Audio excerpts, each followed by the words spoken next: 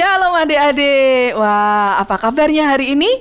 Luar biasa. Kak Yanti percaya kalian dalam keadaan yang baik, kalian dalam keadaan yang sehat.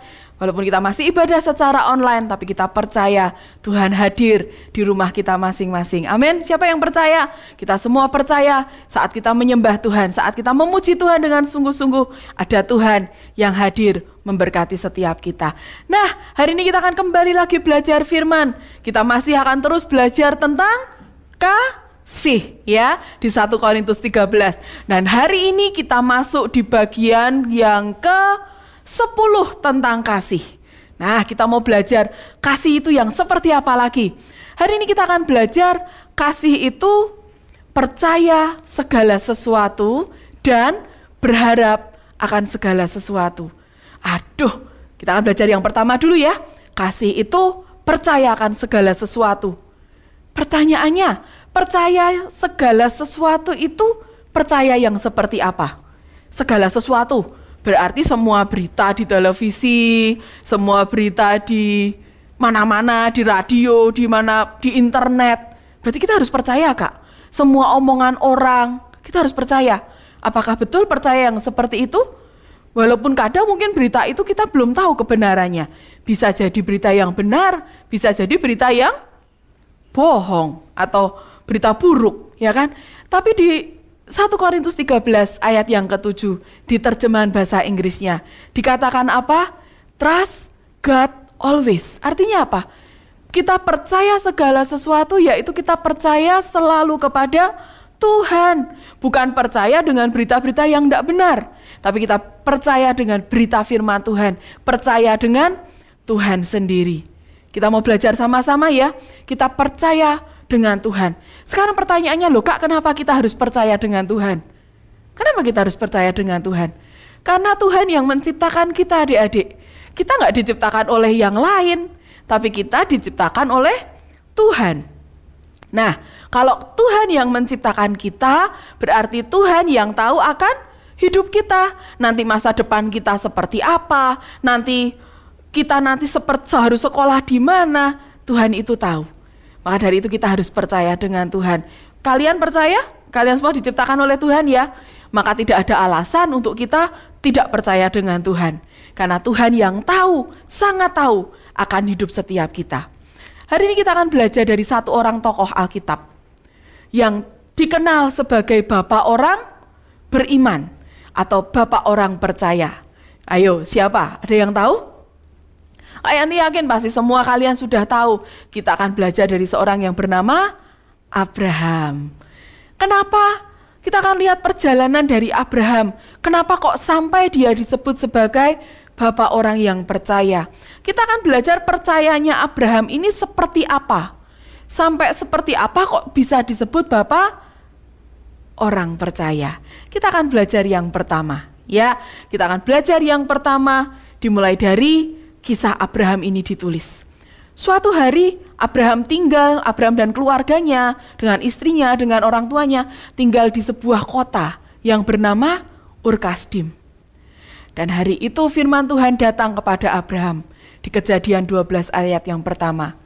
Abraham, hendaklah kamu keluar dari negerimu ke tanah yang akan kutunjukkan kepadamu, ke tempat yang akan kutunjukkan kepadamu. Tapi hari itu Abraham tidak dikasih tahu sama Tuhan, kemana? Apa aku harus ke kota A, ke kota B, atau ke kota C? Tuhan tidak kasih tahu.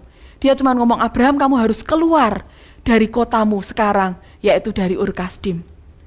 Dan yang dilakukan Abraham, dia taat. Dia nurut, dia keluar, dia bawa seluruh keluarganya, istrinya, keponakannya, ayahnya, dia bawa keluar dari Ur-Kasdim ke tempat yang dia tidak tahu.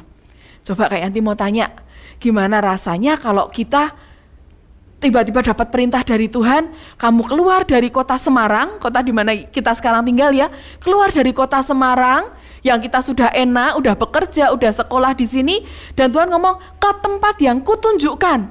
Lah tapi tempatnya di mana Tuhan? Ya nanti ditunjukkan. Kira-kira gimana? Kita berani untuk keluar dari kota ini dan terus berjalan?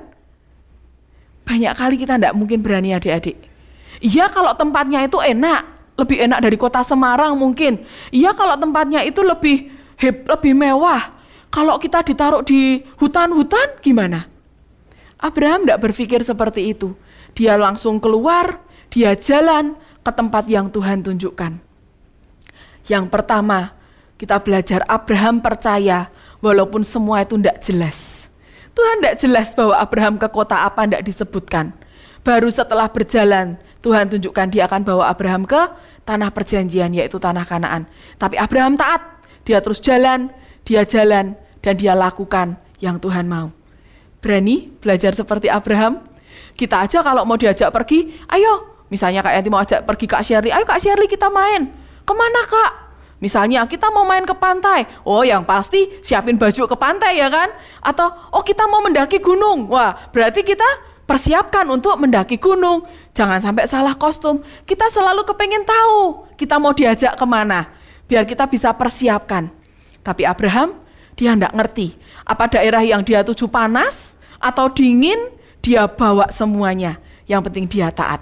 Yang pertama, Abraham percaya dengan Tuhan. Walaupun di depan itu tidak jelas seperti apa, dia tetap percaya. Hal yang kedua, setelah dia perjalanan, Abraham ini sudah sangat lama dia belum mempunyai anak, ya, dan dia pengen punya anak. Tuhan ngomong kepada Abraham bahwa nanti keturunan Abraham akan menjadi seperti bintang di langit dan pasir di laut. Ayo, siapa yang bisa ngitung jumlahnya berapa? Banyak. Bintang di langit dan pasir di laut. Abraham mungkin bisa jadi dia ngomong gini, orang anak satu aja belum punya, apalagi seperti bintang di langit atau pasir di laut. Abraham tidak mengomong seperti itu ke Tuhan. Dia percaya. Dan Kejadian 15 ayat yang ke-6 ditulis, karena Abraham percaya dan hal itu dihitung Tuhan sebagai kebenaran. Dia cuma percaya. Yang kedua, kita belajar dari Abraham, dia percaya walaupun dia belum melihat. Dia belum melihat anaknya dia sendiri, tapi dia tetap percaya dengan janji Tuhan bahwa keturunannya akan seperti bintang di langit dan pasir di laut. Dan yang terjadi benar, keturunan dari keturunan Abraham lahirlah sebuah bangsa yang besar, yaitu bangsa Israel. Bangsa yang menguasai dunia, di mana-mana banyak orang Israel tinggal di berbagai negara. Dan itu janji Tuhan jadi atas hidup Abraham dan keturunannya. Kalau hari itu Abraham tidak percaya, oh mana mungkin. Misalnya Abraham seperti itu ke Tuhan, bisa jadi janji Tuhan? Belum tentu.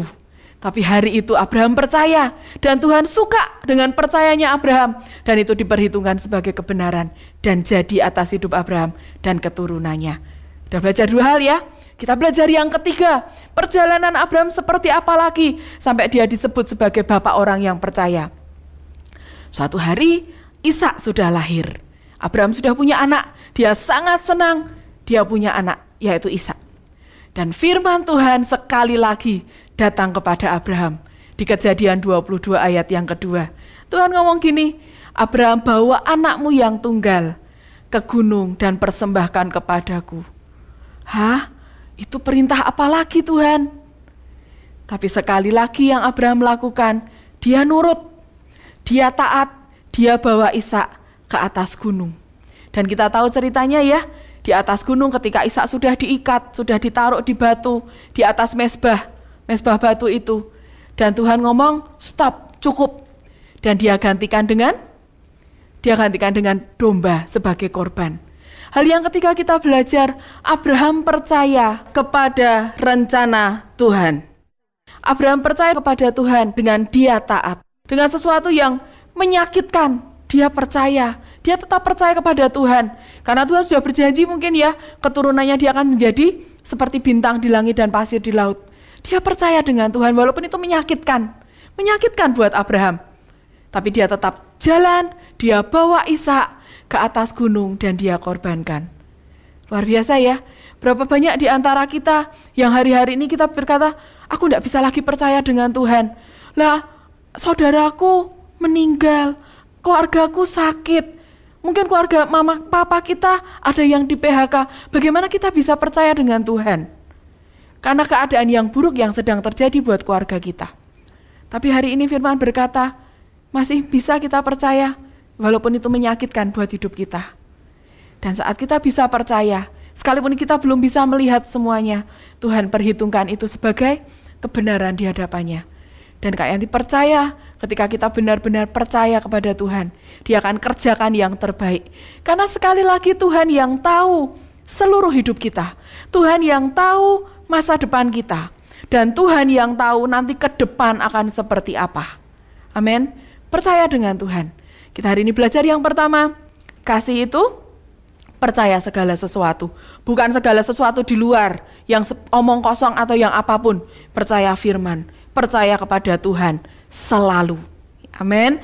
Katakan sama-sama, aku mau percaya kepada Tuhan selalu.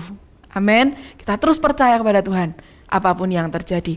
Tetap duduk yang manis, kita siap lagi belajar bagian yang kedua. Nah, kita sekarang akan belajar yang kedua. Kalau tadi kita sudah belajar kasih itu percaya segala sesuatu, yang artinya adalah kita percaya selalu kepada Tuhan. Yang kedua adalah kasih itu mengharapkan segala sesuatu. Kita mengharapkan apa? Segala sesuatu mengharapkan yang seperti apa? Di terjemahan The Message juga yang kedua dikatakan adalah always looks the best. Selalu mengharapkan yang terbaik. Siapa yang di sini mau berharap yang jelek-jelek aja? Udahlah, nanti kalau sudah besar, enggak usah jadi orang yang berhasil. Ada yang seperti itu? Enggak ya, di sini kita mau jadi orang semua yang sukses ya. Ada yang mau jadi dokter, ada yang mau jadi presiden mungkin, ada yang mau jadi apalagi? Tentara gitu ya, pemain sepak bola yang terkenal. Di sini tidak ada yang pengen berharap, aku jadi biasa-biasa aja. Nah, kalau dikatakan always looks the best, kita harus berharap yang terbaik. Kepada siapa kita bisa berharap yang terbaik? Kita tidak bisa berharap yang terbaik dari orang yang tidak baik. Betul? Kita tidak bisa berharap yang baik dari orang yang tidak baik. Dan firman Tuhan berkata, tidak ada manusia yang baik. Seorang pun tidak ada. Yang baik hanyalah Tuhan. Hanya Tuhan yang terbaik. Contoh nih, misalnya kita punya mamah yang pintar masak. Wah, bisa enggak kita berharap mamah kita untuk masakin spaghetti yang enak?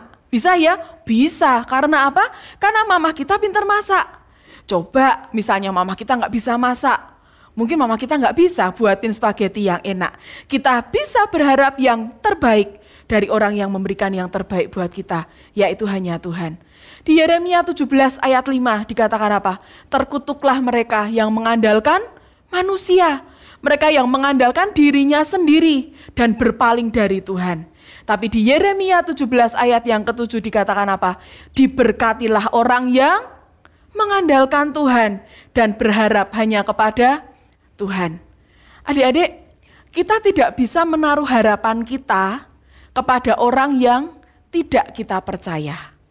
Sekali lagi, kita tidak bisa menaruh pengharapan kita kepada orang yang tidak kita percaya. Seperti tadi, kalau Kak Yanti percaya Mama Kak Yanti bisa masak, Kak Yanti percaya Mama bisa memberikan makanan yang enak buat kita. Betul ya? Tapi kalau kita tidak percaya Mbak di rumah misal, dia tidak bisa masak, kita nggak akan bisa berharap Mbak kita bisa masak yang enak buat kita. Sama, kalau kita tidak percaya dengan Tuhan, kita tidak akan pernah bisa berharap Tuhan akan berikan yang terbaik buat kita. Jadi yang pertama, percaya dulu dengan Tuhan. Selalu, seperti tadi Abraham, dia percaya dalam keadaan apapun. Saat dia harus mengalami hal yang tidak enak, dia tetap percaya. Dan saat dia percaya, dia tetap punya pengharapan Allah yang baik itu yang akan menolong setiap kita. Hari-hari ini masih bisa berharap yang terbaik. Dengan situasi kondisi yang sepertinya tidak enak, masih bisa berharap yang terbaik? Bisa, asal kita percaya penuh kepada Tuhan. Hidup kita ada dalam tangan Tuhan. Hidup kita ini milik Tuhan. Jadi apapun yang terjadi dengan hidup kita sekarang, semua Tuhan yang kerjakan dalam hidup kita. Dan kita punya terus pengharapan yang baik hanya kepada Tuhan. Kak Yanti akan tutup dengan sebuah kisah seorang pemain akrobat. Nah ya, ini ternyata kisah nyata seorang pemain akrobat yang bernama Charles Blondin. Nah, apakah kisah dari pemain akrobat ini? Dia menyeberangi air terjun Niagara Seperti apa ya air terjun Niagara? Di belakang ada gambarnya ya. Air terjunnya tinggi dan lebar. Dan dia menyeberangi air terjun itu dengan seutas tali. Wah, orang-orang ketika mendengar berita ini bahwa pemain akrobat ini akan menyeberang, mereka nonton. Dan mereka lihat, wah keren ya, dia bisa menyeberang sepanjang air terjun Niagara. Ketika dia berhasil menyeberang, semua tepuk tangan, wah dieluk-elukan, kamu hebat. Dan ketika Charles Blondin turun, dia berkata gini, ayo siapa yang mau ikut dengan aku naik ke atas tali itu? Dan tidak ada seorang pun yang berkata iya, semua diam. Mereka berpikir, nanti kalau jatuh gimana? Nanti kalau aku ngeri, membayangkannya ngeri. Kalau jatuh dari ketinggian tali sampai ke dasar air terjun. Mereka semua diam. Tiba-tiba ada satu anak kecil yang angkat tangan, saya berani. Wah, semua mata lihat ke anak kecil itu. Wih keren, ini anak kok berani banget. Dan Charles Blondin kaca, ayo anak ini digendong. Dan dibawa naik ke atas air terjun. Dia jalan lagi di atas tali. Mereka semua lihat sambil ketakutan gitu ya. Aduh kalau ini anak sampai jatuh, selesai deh. Tapi mereka tetap lihat, dan sampai di ujung. Wah mereka bertepuk tangan riuh karena Charles Blondin berhasil sekali lagi menyeberangi air terjun. Ketika anak ini diturunkan, ada satu orang wartawan yang bertanya, anak kecil, kenapa kok kamu berani? Itu kan ngeri, air terjunnya aduh dalam sekali. Kalau sampai kamu jatuh gimana? Dia bilang, kan itu papahku. Oh, ternyata anak kecil ini anaknya Bapak Charles Blondin adik-adik. Makanya dia berani. Karena apa? Dia percaya sama papahnya. Dia percaya kalau papahnya tidak akan pernah menjatuhin dia. Karena dia percaya papahnya itu sayang dengan dia dan tidak akan mencelakai dia. Makanya dia berani, dia digendong dengan tenang. Jalan di atas tali, menyeberangi air terjun Niagara. Hari ini, siapa yang masih percaya dengan Tuhan? Siapa yang tetap percaya dengan Tuhan? Walaupun kak kok begini, kak ini begini, kak mama papaku sakit, kak mungkin papaku di PHK. Masih bisa percaya dengan Tuhan? Kuatkan hati kita untuk percaya kepada Tuhan. Amin. Sebentar kita akan berdoa.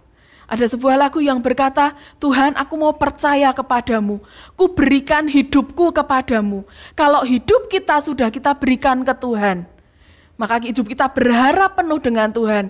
Dia Tuhan yang akan mengerjakan yang terbaik buat setiap kita.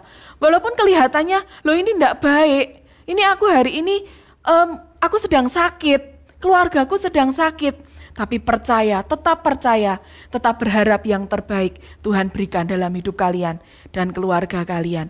Kita akan belajar lagu ini sama-sama. Kita siapkan hati kita. Kita mau tetap percaya dengan Tuhan. Karena Dia Tuhan yang mendengar setiap doa kita. Dia Tuhan yang tahu masa depan setiap kita. Terima kasih Tuhan, terima kasih. Engkau Tuhan yang mendengar setiap doaku. Kau Tuhan yang ku andalkan, masa depanku di tangan-Mu.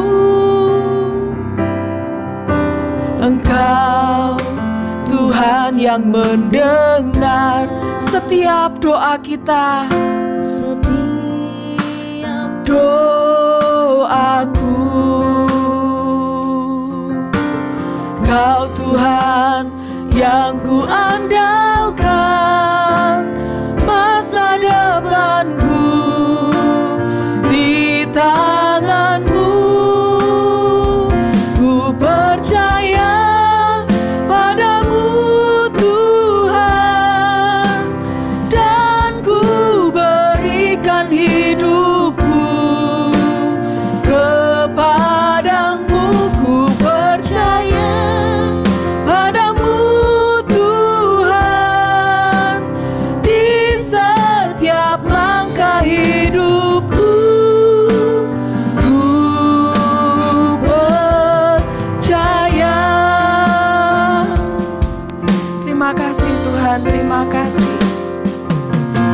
Engkau Tuhan yang mendengar, Engkau Tuhan yang mendengar setiap doa kami.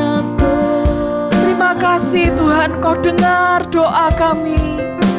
Engkau Tuhan yang ku andalkan, masa depanku di tangan-Mu. Ku percaya padamu Tuhan, dan ku berikan hidupku kepadamu. Ku percaya padamu Tuhan, di setiap langkah hidupku. Ku percaya, katakan lagi, ku percaya padamu Tuhan, dan ku berikan hidupku kepadamu. Ku percaya padamu Tuhan, di setiap langkah hidupku. Ku percaya, ku percaya,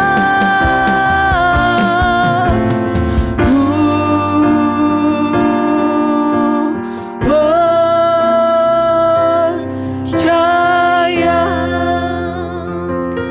Tuhan, kami mau di setiap langkah hidup kami Tuhan, kami mau terus percaya kepada Tuhan. Apapun yang sedang kami alami, tapi kami mau tetap percaya kepadamu. Dan kami mau tetap berharap hanya kepadamu. Tuhan, kami berikan hidup kami hari ini kepadamu Tuhan. Tolong setiap kami, terus tambahkan iman kami Tuhan. Tambahkan kepercayaan kami, supaya kami tetap percaya hanya kepadamu Tuhan. Kami tetap berharap hanya kepadamu. Terima kasih Tuhan buat firman-Mu hari ini. Tanamkan terus dalam hidup kami, dan itu jadi pondasi dari hati kami. Kami mau tetap percaya kepadamu Tuhan, apapun yang terjadi. Karena kami tahu di dalam Engkau masa depan kami adalah yang terbaik. Terima kasih Tuhan buat pagi hari ini. Terima kasih buat firman-Mu. Biar terus berbicara dalam hati kami. Saat kami mulai tidak percaya, ingatkan kami untuk kami terus percaya kepadamu. Di dalam nama Tuhan Yesus, semua adik-adik yang diberkati sama-sama katakan, amin.